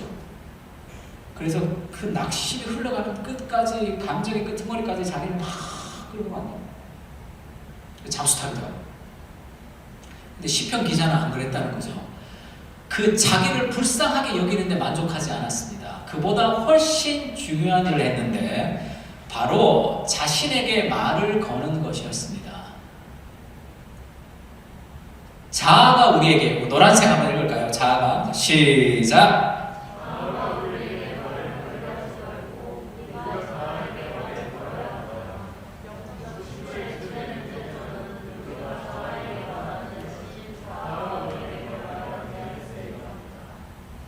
자아가 우리에게 말을 걸게 하지 말고 우리가 자아에게 말을 걸어야 된다는 거죠. 아침에 눈을 떴을 때 밀려오는 생각들이 있단 말이에요. 그게 내 자아가 나한테 말을 거는 거죠. 아이고 이놈아, 너 왜 그러냐? 너같이 능력 없는 놈이 뭐 하겠냐? 그 내 자아가 내한테 말을 거는 것을 멍청하게 믿어버리면 낙심하고 불안해하겠죠. 내 생각이 나도 나를 판단하지 말아야 된다. 내가 나를 판단하는 것을 지금 20년, 30년 동안 여러분은 그거를 진리라고 믿었던 거야. 그게 진리가 아니라 하나님이 나를 어떻게 보시는가가 진리예요. 그거를 왜 믿어? 그걸 믿어서는 안 된단 말이에요. 내가 내 자아가 나한테 말을 거는 것을 믿지 말고 내가 내 자아에게 말을 걸으라는 거예요. 이게 무슨 말이에요? 하나님의 말씀을 내 자아에게 선포하라는 거예요. 내 영혼아! 그렇게 자기에게 말을 하는 거죠. 네가 왜 낙심하고 불안하느냐? 그럴 필요가 없죠. 너는 하나님 있지 않느냐? 오히려 내 입술을 도우시는 하나님을 바라라. 이렇게 우리가 우리 자아에게 말을 걸으라는 거죠. 왜 내 자아가 나한테 말하는 거? 스스로 판단하는 그 판단을 믿고 그것이 진리라고 생각하며 그 쓸데없는 정체성에 인생을 낭비하며 살아가는 거죠. 열심히 노력해서 우리가 신앙이 끝까지 신앙의 정점에 도달할 때 자유해지는 게 아니라 이미 복음은 죄인된 우리를 사랑하시는 그리스도의 사랑으로 나는 아무것도 내 인생에서 기대할 것이 없는 타락한 존재이지만 하나님의 사랑받는 완전한 존귀한 자라는 그 이중 정체성을 이미 우리가 가지고 있단 말이에요. 그거 활용해야 돼요. 그걸 활용할 때 우리는 지금 이 순간에 자유할 수 있어요. 지금 이 순간에 복음이 주는 삶의 정체성으로부터 우리가 자유하며 살아갈 수 있단 말이에요. 수많은 사람들의 비난과 여러 가지 사람들의 인정이 없어도 우리는 그 복음의 정체성으로 살아갈 수 있어요. 그때 내가 원하는 단계까지 계속 나아갈 수 있단 말이에요. 이 불만족이 우리를 이끌어가는 게 아니라 만족이 우리를 이끌어가는 거죠. 내가 좌절해도 넘어지지 않고 내가 성공해도 교만하지 않는 완전한 자유로운 정체성, 그것이 복음이 우리에게 주는 정체성이죠. 요나는 그거를 순서로 바꿔버렸단 말이에요. 그러니까 그렇게 내 마음에 안 드는 게 많은 거죠. 신앙생활 하지만 그렇게 귀찮은 게 많단 말이에요. 그렇게 힘든 게 많아요. 하나님이 요나에게 4가지를 예비하셨는데 첫 번째는 큰 물고기를 예비하셨어요. 두 번째는 박넝쿨을 예비하셔서 그늘을 가려주셨어요. 세 번째는 벌레를 예비하셔서 박넝쿨을 다 갉아먹었어요. 네 번째는 큰 동풍을 통해서 그걸 다 쓸어버렸단 말이에요. 큰 물고기가 구원한 거, 박넝쿨로 그늘을 준 거, 그거는 좋은 거죠. 벌레가 갉아먹었고 동풍 때문에 햇볕이 내리쬐는 거, 그것은 싫은 거예요. 그러나 그 모든 것을 다 하나님이 예비하셨습니다. 우리 인생에. 좋은 것은 좋아하고 싫은 것은 짜증내며 살아가는 것이 아니라 그 모든 것을 통해서 하나님이 우리를 합력하여 선을 이루실 거예요. 그렇게 부족한 거 많고 이렇게 능력 없고 이렇게 형편없고 그래서 그것이 더 영광스러운 거 아니에요? 이렇게 이 능력 없는 인생을 통해서 하나님이 이런 일을 행하시니까 그래서 내 능력 없는 거 괜찮아요. 그거 괜찮습니다. 거기에 막 사활을 걸지 마세요. 그러면 그런 사람은 능력이 있어지면 교만해져요. 내가 능력이 있고 없고 나는 죄인이 아무것도 없어. 내가 능력이 있다면 그건 다 하나님의 은혜 덕분입니다. 인생의 대부분의 불행은 우리가 자아에게 말하는 대신 자아의 말을 듣는 데 있음을 모르시겠습니까? 그래서 복음의 정체성을 가진 사람은 다른 사람의 비판 앞에 힘들지만 자유로울 수 있어요. 종교적인 사람은 비난을 받을 때 격노하고 무너지죠. 왜냐하면 좋은 사람으로서의 자아상이 자기에게 굉장히 중요한 거기 때문이죠. 왜? 난 좋은 사람이 되기 위해서 공부하고 나는 지금 잘난 사람이 되기 위해서 노력하니까 지금보다 더 노력하면 내가 더 좋은 사람이 된다라는 잘못된 정체성, 내 행위에다가 정체성을 거는 거죠. 그러니까 그것이 무너지면 격노하죠. 누가 나한테 함부로 대하면 내가 내 자아를 내가 이룬 업적이나 나의 지위에 걸었으면 저게 목사한테 어디 이룰 거 아니에요. 그러면 늘 짜증나겠죠. 늘 화나겠죠. 생각만 하면 저게 목사한테 저게 뭐 그런 비난, 걔가 나를 잘 몰라서 그래요. 이거 봤으면 더 욕할 거. 나는 완전히 타락한 존재다. 그러니까 그 사람의 그 비난들을 그냥 겸손하게 내가 더 겸손해지는 삶으로 쓰면 돼. 반면에 복음의 정체성을 가진 사람은 비난을 당해도 실험하죠. 힘들긴 힘듭니다. 실험하지만 무너지지 않아요. 왜냐하면 내가 좋은 사람이라고 보이는 것이 필수적이라고 생각하지 않습니다. 자신의 정체성은 자신의 공로가 아니라 그리스도 안에서 나에게 주신 하나님의 사랑이 있기 때문이죠. 그것이 우리가 가지는 삶의 자유로운 정체성입니다. 복음은 자신을 입증해야 하는 무자비한 압박으로부터 우리를 자유하게 하죠. 내가 막 입증하기 위해서 노력하지 않아도 돼요. 왜냐하면 우리는 이미 인정받았고 안정감을 누리고 있기 때문이에요. 그래서 어디 가서 다른 사람과 경쟁해서 막 내가 인정을 받아야 되겠다, 쟤들보다 더 잘해야 되겠다, 막 그렇게 노력하지 말고 사람들 좀 세워주세요. 그러면 훨씬 그 팀들이 탄탄해져 있어요. 그리고 시간이 지나면서 훨씬 더 선한 영향력을 미치는 사람이 되어 있을 겁니다. 예전에 제가 그 팀켈러, 제가 CTC 코리아, 지금 팀켈러 목사님이 만들었던 시티 투 시티 코리아 지금 강사로 제가 일하고 있습니다. 팀켈러 목사님을 좋아해서 제가 시티 투 시티 코리아에서 지금 강사로 일하고 있어요. 글도 쓰고 강의도 합니다. 근데 처음에 제가 팀켈러 강의를 할 때는 제가 그렇지가 않았어요. 시티 투 시티 코리아라고 관계없이 제가 팀켈러 책을 많이 보고 팀켈러를 좋아하고 해서 글도 쓰고 하니까 부산에 있는 어느 목사님이 저한테 전화가 왔어요. 목사님, 팀켈러 강의를 좀 해주십시오. 그렇게 전화가 왔어요. 근데 사람들이 저를 모르죠. 사람들이 저를 모른다. 그리고 팀켈러를 이 사람이 왜 강의하는지 연결이 잘 안 된단 말이에요. 지금 뭐 CTC 코리아 강사 이렇게 하면 뭐 팀켈러와 내가 연결이 되어 있지만 지금 이때는 팀켈러와 전혀 연결이 되지 않았어요. 그래서 목사님이 이제 저를 소개를 해야 되잖아요. 그래서 팀켈러와 도시목회 세미나를 고상성 목사가 하는데 사람들이 알아야 되잖아요. 팀켈러와 이 사람 팀켈러 참 잘하는데 자기만 아니까. 그래서 저를 어떻게 소개했냐면 여러분 잘 보이십니까? 팀켈러 연구가라고 소개했어요. 제가 이 포스터를 딱 받는 순간 팀켈러 연구가 좀 이상하잖아요. 팀켈러 연구하는 거 같잖아. 팀켈러 학과가 있는 것도 아니고 뭐 예수를 연구해야 됩니다. 저는 무슨 팀켈러 연구가야. 그러면 팀켈러 연구가라고 하면 다른 사람들이 나를 어떻게 볼까? 기분이 안 좋다. 또 포스터도 이게 뭐예요? 누가 그렇게 댓글 달았더라고. 와, 팀켈러 목사님 뭔 줄 알았는데 고상섭이 누구야? 이렇게 댓글 달았더라고. 마치 팀켈러 강의에 고상섭 통역 같은 느낌이죠. 이게 뭐야 지금 강의하러 가는데 밑에 막 조롱의 댓글들만 쭉 달려있더라고요. 제가 전화하려고 그랬죠. 팀켈러 연구가 뭡니까? 좀 바꿔달라고 전화를 하려고 그랬는데 두 가지가 이제 전화를 못하게 했는데 첫 번째는 바꿀 게 없어요.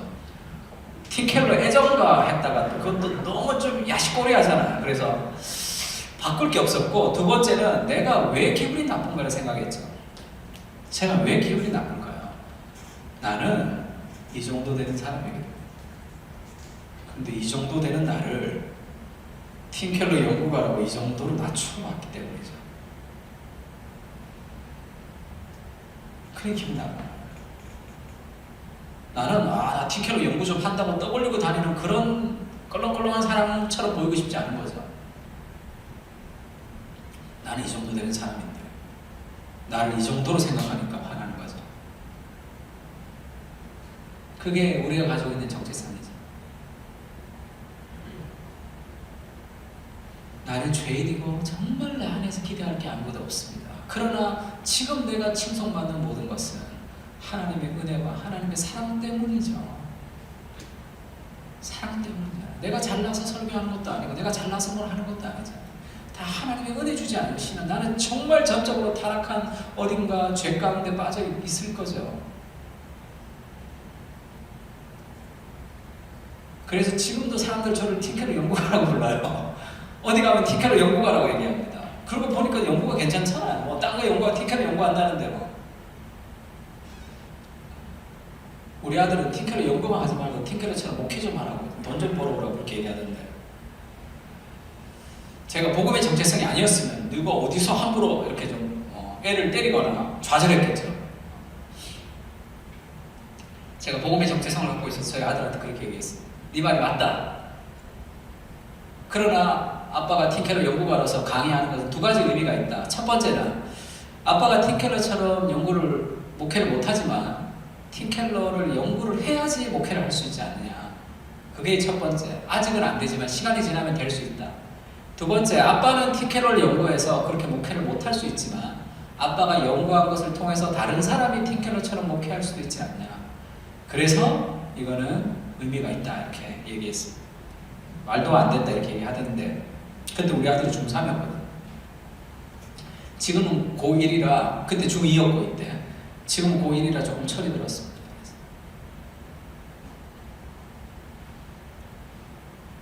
그래서 팀켈러를 읽는 중입니다라는 책을 제가 썼는데 그 책에 저자 소개가 있죠. 거기 이렇게 나와 있습니다. 팀켈러 연구가 고상성 목사 이렇게 되어 있습니다. 그래서 지금은 괜찮아요. 팀켈러 연구가 뭐 팀켈러 연구할 수도 있잖아요. 그런 거죠. 우리의 정체성을 어디에 두고 있느냐. 그것이 거기에 두는 거죠. 내가 괜찮은 존재가 되고 싶어하는 거기에 정체성을 둘 때 우리는 늘 힘들어하고 잘 되면 늘 교만하고 그렇습니다. 그 모든 것으로 아무것도 아니에요. 그래서 뭐 실패하는 거 당연합니다. 안 되는 거 당연해요. 그러나 우리가 이루어지는 모든 것은 하나님의 은혜죠. 그래서 위대한 신앙의 미인들은 당신이 어떻게 해서 이렇게 하나님의 일들을 행했습니까? 그럼 다 뭐라 그래요? 다 하나님의 은혜다 이렇게 얘기하죠. 저는 예전에는 속이는 줄 알았어요. 공부 잘해서 서울대 가는 애들 다 인터뷰하면 어떻게 얘기해요? 교과서 공부를 충실히 했고 선생님 말씀을 잘 들었으면 이렇게 얘기하잖아요. 다 그런 건 줄 알았어요. 자기가 열심히 해놓고. 근데 그게 정말 하나님의 은혜 외에는 아무것도 없는 거죠. 그게 삶의 복음의 정체성이죠. 이 요나서는 누가 썼을 것 같아요? 요나가 썼겠죠. 요나서 마지막에는 요나가 분노하는데 하나님이 달래면서 끝이 나요. 얘야, 이 박능쿨 하나 없는 걸 네가 그렇게 화를 내는데 내가 그 느니웨 사람들 죽는 것을 안타깝게 생각하는 것이 그것이 당연하지 않느냐 이렇게 얘기합니다. 그렇게 하나님의 설득으로 끝이 납니다. 누가복음 15장도 마찬가지죠. 그 아들이 삐져가지고 나 안 들어가 그러니까 얘야 내 것이 다 네 것인데 동생이 왔으니 함께 기뻐하는 것이 마땅하지 아니하냐 라로 열린 결말로 끝이 난단 말이에요. 요나서도 열린 결말로 하나님의 설득으로 끝이 납니다. 요나가 그 하나님의 오랜 설득 속에서 변화됐겠죠. 그래서 그걸 썼겠죠. 자기 자신에 대해서 아주 좋지 않은 하나님 앞에 화내고 분노하는 그런 부끄러운 사실들을 다 기록한단 말이에요. 그게 복음의 정체성이죠. 그래서 요나 같은 다 형편없는 선지자라고 목사님들이 설교하잖아. 천국에서 요나가 들으면 그걸 기분 나빠하진 않을 거예요. 그래, 이렇게 형편없는 나를 요나서를 쓰게 하시고 나를 통해 일하셨던 그 하나님의 모든 것이 다 은혜다 그렇게 고백할 거예요. 그것이 복음이 주는 삶의 정체성이죠. 큰 일이지 않다. 그래서 그래서 우리 삶의 모든 변화는 그 하나님의 은혜로부터 시작되는 거예요. 그래서 제가 좋아하는 구절 중에 그런 구절이 있습니다. 상한 갈대를 꺾지 아니하시고 꺼져가는 심지를 끄지 아니하시기를 심판 날에 이기기까지 하시리니. 우리는 상한 갈대같이 꺼져가는 심지같이 완전히 형편없어요. 그러나 우리는 승리합니다. 왜냐하면 그리스도의 사랑이 우리를 지키기 때문에. 거기에 인생을 걸어야 돼요. 그 생각을 많이 해야 됩니다. 왜 자꾸 여기 아무것도 없는 전적 타락된 나를 자꾸 묵상하고 자꾸 나에게 집중합니까? 우리는 상한 갈대 같고 꺼져가는 심지같이 아무것도 할 수 없어요. 나를 보면 자꾸 실망할 수밖에 없습니다. 그러나 이런 상하고 연약한 인생을 승리하게 하시는 그 하나님의 얼마나 위대하십니까? 그거를 우리가 노래하는 거죠. 그런 복음의 정체성을 가지고 우리가 좀 살았으면 좋겠어요. 노력을 통해서 살아가는 게 아니라 오늘 당장 살아갈 수 있는. 다른 사람을 나보다 낫게 여기라, 그런 말씀이 있어요. 그런 설교를 오늘 들었어요. 그럼 집에 가서 다른 사람은 나보다 낫게 여겨야지 결단했습니다. 내가. 그래서 다른 사람보다 나보다 낫게 여긴다면 두 가지 현상이 나타나요. 열심히 다른 사람보다 나보다 낫게 여기려고 하는데 낫게 여겨지지가 않아. 늘 내가 더 중요해. 그럼 늘 좌절하겠죠. 늘 실망하겠죠. 그리고 어떤 사람은 나보다 남은 낫게 여긴다고 생각을 해버리면 교만하겠죠.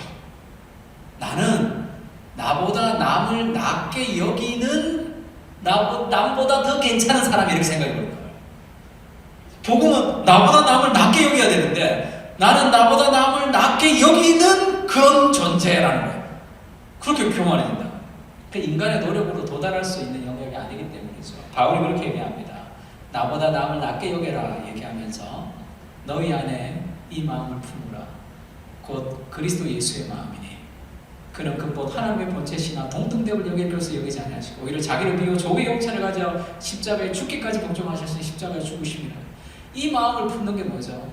예수님이 나를 어떻게 사랑해 주셨고 예수님이 나를 어떻게 용납해 주셨고 그 그리스도의 은혜가 죄인인 나를 얼마나 사랑하셨는지에 대한 그 복음의 정체성을 깨달을 때 나보다 남을 낫게 여길 수밖에 없는 거죠. 내가 얼마나 큰 죄인인데. 그래서 복음의 은혜는 사람들과의 관계를 회복시킵니다. 바운드를 넓어져. 정죄하고 비판하지 않고 그것을 아파하며 함께 갈 수 있는 영역이 커진다. 그게 우리 복음이 우리에게 주는 자유죠. 우리 찬양 가사, 제가 Jesus Loves Me라는 찬양이 있는데요. 그 가사를 한번 좀 띄워주시겠어요?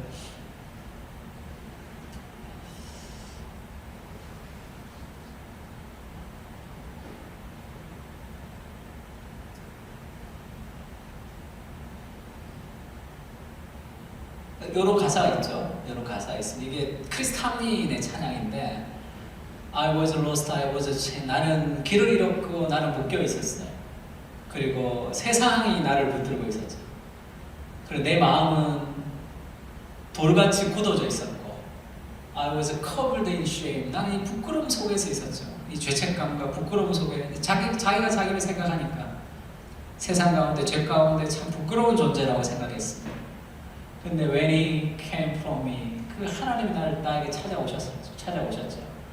I couldn't run from his presence. 나는 하나님의 임재 앞에서 내가 도망갈 수 없었죠. I couldn't run from his arms. 그분의 손 안에서, 그분의 품 안에서 내가 벗어날 수 없는 거죠. 그가 내 죄에 빠져 있을 때 그때 나를 사랑한 거예요.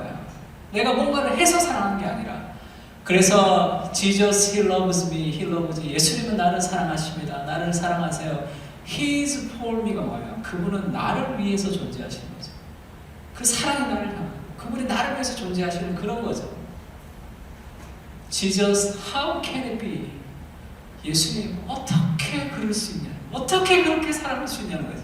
이 죄인인데 아무것도 없는 나를 어떻게 그렇게 나를 사랑할 수 있을까? 그 사랑에 감동하는 거죠. 예수님은 나를 사랑하시고 예수님은 나를 위해 존재하시는 그런 자기의 영혼에는 내 영혼에 It was a fire deep in my soul. 내 영혼 깊은 곳에 어떤 불이 일어나죠. I never be the same. 나는 이제 이전과 같이 살아갈 수는 없어. I step out the dark. 내 어두움을 통과해서 나는 이제 빛으로 나가죠. When he called my name. 그분이 내 이름을 불러주었을 때 인생이 바뀐 거죠. 나는 도망할 수 없었고 그분의 임재 앞에서 그분의 손길 앞에서 예수님이 나를 사랑하시고 어떻게 나를 그렇게 예수님이 사랑할 수 있습니까? 그런 삶의 고백이죠. 다 부르면 좋겠는데 저희 아내가 여보 제발 영어 부를 때 F 발음 절대로 하지 말라고 그렇게 신신당부를 해서 제가 다 부르지는 못해요. 우리 후렴부분만 한번 불러볼까요? I couldn't run. 예수님의 사랑 앞에서 우리가 달아날 수 없기 때문에 우리가 변화되는 거죠. 하나님 내가 뭔가 열심히 노력해야 내 인생이 뭔가 되는 것이 아니라 하나님의 사랑 안에서 우리가 시작된다는 것을 좀 기억하면 좋을 것 같습니다.